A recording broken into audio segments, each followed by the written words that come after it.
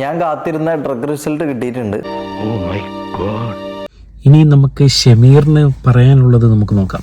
Hi guys, നമസ്കാരം. അപ്പോൾ okay, അപ്പോൾ അങ്ങനെ നമ്മൾ കാത്തിരുന്നു എന്ന് പറയാൻ പറ്റൂല. ഞാൻ കാത്തിരുന്ന ഡ്രഗ് റിസൾട്ട് കിട്ടിയിട്ടുണ്ട്. അപ്പോൾ ഡ്രഗ് റിസൾട്ട് കിട്ടി. അപ്പോൾ എനിക്ക് പറയാനുള്ളത് വെച്ചാൽ കുറേ ആൾക്കാർ ഓപ്പൺ ചാലഞ്ച് കാര്യങ്ങളൊക്കെ വെച്ചിട്ടുണ്ടായിരുന്നു ഇതിൻ്റെ പുറത്ത്. നമ്മളെയാണല്ലോ മച്ചമ്പി. ആരാ നിങ്ങൾക്കറിയാം, ഞാൻ പറയണ്ടല്ലോ. ഓപ്പൺ ചാലഞ്ച് വെച്ചവരൊന്നും ഇപ്പോൾ എവിടെയാണെന്നോ എന്താണെന്നോ ആർക്കും അറിയില്ല. അവരൊക്കെ ഏതോ കുന്നിൻ്റെയോ മലൻ്റെയോ മുകളിൽ പോയി ഒളിച്ച് നിൽക്കായിരിക്കും. എന്തോ കുത്തി പറയുന്ന പോലെ എനിക്ക് ഫീൽ ചെയ്യുന്നുണ്ട് കേട്ടോ. കുത്തിയില്ലല്ലോ, കുത്താൻ പോണല്ലേ ഉള്ളൂ. അപ്പോൾ ഈ ചാലഞ്ച് ഞാൻ ഇതിൻ്റെ പേരിൽ കുറേ മാനസികമായി കുറേ രീതിയിൽ ബുദ്ധിമുട്ടിയതാണ്. കാരണം ഈ പറഞ്ഞ പോലെ ഞാൻ അഡ്മിറ്റ് ചെയ്ത കാര്യമാണ്, ഞാൻ ചെയ്ത കാര്യം ഞാൻ അഡ്മിറ്റ് ചെയ്തതാണ്. എത്ര വർഷം മുമ്പാന്നുള്ള കാര്യം ഞാൻ അഡ്മിറ്റ് ചെയ്തിട്ടുണ്ടായിരുന്നു. അതിന് ശേഷവും പിന്നെ ഈ പറഞ്ഞ പോലെ ഒരു ആരോപണവും കാര്യങ്ങളൊക്കെ ഉണ്ടായിരുന്നു. ഞാൻ അവിടെ ഇത് കൊടുക്കാറുണ്ടെന്നും അത് അവിടെ ഞാൻ ഇതിൻ്റെ സപ്ലൈ ഉണ്ടെന്നൊക്കെ. അത് ചിന്തിച്ചാൽ ഒരു സാമാന്യ ബുദ്ധിയുള്ള ഒരാൾക്ക് മനസ്സിലാവും. 3 വർഷമായിട്ട് അവിടെ നിൽക്കുന്ന ഇവനാണല്ലോ ടോപ്പിൽ നിൽക്കുന്ന ആൾ, അല്ലെങ്കിൽ ഇവനാണ് മൊത്തം കാര്യങ്ങൾ, ഇവനും റാംബോ ആണെന്ന് തീരുമാനിക്കുന്ന ആളാണ്. അപ്പം ഞാൻ 3 വർഷത്തോളം അല്ലെങ്കിൽ ഇത്രയും കാലത്തോളം 1 വർഷം 1.5 വർഷത്തോളം ഇവർക്കിത് കൊടുത്തു എന്ന് പറയുമ്പോൾ ഇവരെന്താ അപ്പോൾ കണ്ണില്ലാത്ത ആൾക്കാരാണോ, അല്ലെങ്കിൽ ഇവർക്കിത് മനസ്സിലാക്കാൻ കഴിവില്ലാത്ത ആൾക്കാരാണോ? അതുകൊണ്ട് ഈ പറഞ്ഞ പോലെ അത്തരം കാര്യങ്ങളെല്ലാം പൊളിഞ്ഞതാണ്. ഇതെല്ലാം ആരാ കൊടുക്കുന്നതെന്നും ആരാ ഇതാക്കുന്നതെന്നുള്ള കാര്യങ്ങളിൽ ഞാൻ തുറന്നു പറഞ്ഞതാണ്. അതെല്ലാം എല്ലാവർക്കും മനസ്സിലായ കാര്യങ്ങളുമാണ്. അപ്പോൾ ഞാൻ വിഷയത്തിലേക്ക് വരാം. അപ്പോൾ ഡ്രഗ് റിസൾട്ട് കിട്ടിയിട്ടുണ്ട്. ഈ പറഞ്ഞ പോലെ ഡ്രഗ് റിസൾട്ട് കിട്ടി.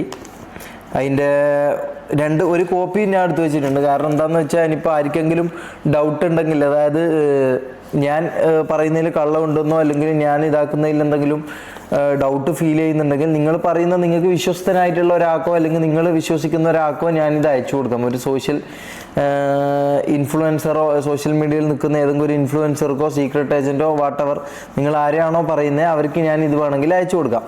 ഓക്കെ, ഇത് ഗവൺമെൻറ് ഓതറൈസ്ഡ് ആയിട്ടുള്ള ഇതാണെന്നല്ലാണ്ട് ഞാൻ ഇതൊന്നും കാണിക്കില്ല. ലൊക്കേഷൻ ലീക്ക് ആകുന്നതുകൊണ്ട് ഞാൻ ഒന്ന് മറച്ചു പിടിക്കുന്നു. അപ്പോൾ ഇത് ഗവൺമെൻറ് അംഗീകൃത സ്ഥാപനമാണ്. ഓക്കെ, ലൊക്കേഷൻ ഇനി PDF ആയിട്ടോ ഇനി വേറെ ഏതെങ്കിലും രീതിയിൽ ഇതിൽ ഡൗട്ടുള്ള ആൾക്കാരുണ്ടെങ്കിൽ ഞാൻ അവർക്കിത് അയച്ചു തരാം. ഓക്കെ, പിന്നെന്ന് പറഞ്ഞാൽ ഞാൻ യൂറിൻ ടെസ്റ്റാണ് നടത്തിയിട്ടുള്ളത്. യൂറിൻ ടെസ്റ്റിൽ 2 ആഴ്ച 3 ആഴ്ച വരെ ഉള്ളത് എന്ത് കിട്ടുമെന്നാണ് പറയുന്നത്. ബ്ലഡ് ടെസ്റ്റ് ഞാൻ അവിടെ ചോദിച്ചപ്പോൾ അതിന് ഇനിയും സമയം എടുക്കും എന്ന് പറഞ്ഞുകൊണ്ട് ഇനിയും ലാഗാവും. അപ്പം ഈ പറഞ്ഞ പോലെ എനിക്ക് പെട്ടെന്ന് തെളിയിക്കേണ്ടതുകൊണ്ട് ഞാൻ ഈ പറഞ്ഞ പോലെ ഇപ്പോൾ യൂറിൻ എടുത്തിട്ടില്ല. ഇനിയിപ്പോൾ നമുക്ക് ബ്ലഡ് ടെസ്റ്റ് വേണമെന്നുണ്ടെങ്കിൽ ബ്ലഡ് ടെസ്റ്റ് ചെയ്യാം. നിങ്ങൾ പറയുന്ന സ്ഥലത്ത്, നിങ്ങൾ പറയുന്ന ലൊക്കേഷനിൽ, നിങ്ങൾ പറയുന്ന രീതിക്ക് ഏതൊക്കെ ടെസ്റ്റ് വേണമെന്നുള്ളത് ഞാൻ ഈ പറയുന്ന പോലെ പോയിട്ട് എടുക്കാം. ഓക്കെ, ബ്ലഡ് ടെസ്റ്റ് വേണമെങ്കിൽ ബ്ലഡ് ടെസ്റ്റ് എടുക്കാൻ, അതിൻ്റെ മുകളിൽ ഏതെങ്കിലും ടെസ്റ്റ് ഉണ്ടെങ്കിൽ അതെടുക്കാം. സാധാരണ 2 ഇതാ വരുത്ത്, 2 എണ്ണമാണ് അവിടെ ഞാൻ അന്വേഷിച്ചപ്പോൾ ഈ പറഞ്ഞ പോലെ 2 ടെസ്റ്റുകളാണ് വരുന്നത്. 6 പാനലും പിന്നെ 12 പാനലും. 12 പാനലിലാണ് ഈ പറഞ്ഞ എല്ലാ കാര്യങ്ങളും വ്യക്തമായിട്ട് തെളിയുക. അല്ലെങ്കിൽ 6 പാനൽ എന്ന് പറഞ്ഞാൽ 6 കാര്യങ്ങൾ മാത്രമേ അതിലുണ്ടാവൂ. ഇപ്പം നിക്കോട്ടിൻ, മെത്താംഫെറ്റമിൻ, ഈ പറഞ്ഞ പോലെ കുറേ എന്തൊക്കെ പേരുണ്ട്. അപ്പോൾ ഈ പറഞ്ഞ പോലെ 6 എണ്ണം മാത്രമേ ഇതിൽ കൊള്ളത്തുള്ളൂ. ഈ 6 പാനലിൽ എടുത്തു കഴിഞ്ഞാൽ 12 പാനലിൽ എടുത്താൽ 12 എണ്ണത്തിൻ്റെ മനസ്സിലാവും. അപ്പം ഞാൻ എടുത്തിട്ടുള്ളത് 12 എണ്ണത്തിൻ്റെയാണ്. അപ്പം അതെന്താണെന്നുള്ളത് ഞാൻ കാണിച്ചു തരാം എന്താണെന്നുള്ളത്. കാരണം ഞാൻ ഇതിൻ്റെ പേരിൽ കുറേ മാനസികമായിട്ട് കുറേ ബുദ്ധിമുട്ടിയിട്ടുണ്ട്.